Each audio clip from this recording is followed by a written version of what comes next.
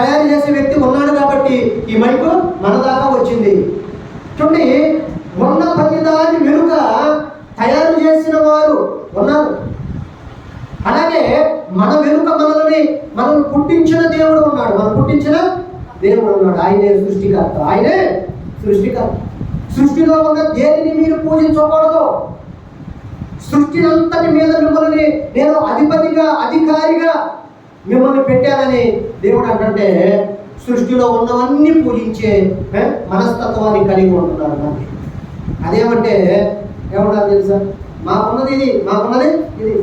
మేమున్న జ్ఞానంలో మేము ఉంటాం, మేము జ్ఞానంలోనికి రాము. మేము చీకటిలోనే ఉంటాం, మేము వెలుగులోనికి రాము. అందుకని ఆయన ఏమంటాడంటే ఆశ్చర్యకరమైన తన వెలుగులోనికి, ఆశ్చర్యకరమైన తన వెలుగులోనికి, ఆశ్చర్యకరమైన తన వెలుగులోనికి రావాలంటున్నాడు. చీకటిలో ఉన్న జనులు గొప్ప వెలుగు చూచుతున్నారు అన్నాడు ఆయన. చీకటిలో ఉన్నవారు వెలుగులోకి రావాలి. అంధకారంలో ఉన్నవాళ్ళు ఆశ్చర్యకరమైన వెలుగులోనికి రావాలి. సృష్టిలో ఉన్న ప్రతి దాని మీద దేవుడు మనకు ఆధిపత్యమునిచ్చాడు, అధికారమునిచ్చాడు. కానీ ఆదాములైన వారు చూడండి, మొట్టమొదటిగా అవే ఏం చేసిందంటే ఆదాము లేని సమయంలో శోధన అనేది తనకు వచ్చింది.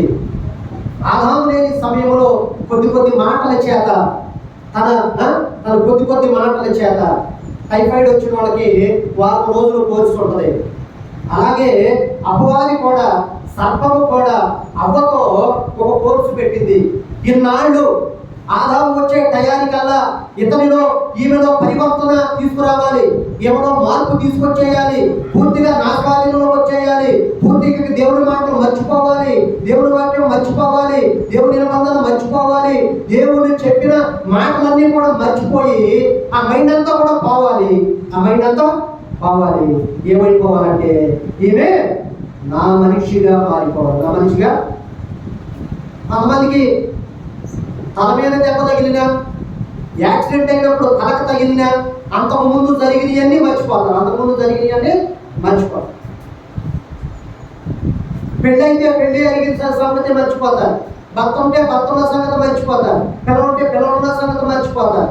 ఎందుకంటే వాడు కామన్గా వెళ్ళిపోయారండి, అన్కాన్షియస్ అయిపోయారు. అదంతా కూడా మర్చిపోయారు. ముందు జరిగిందంతా మర్చిపోయారండి.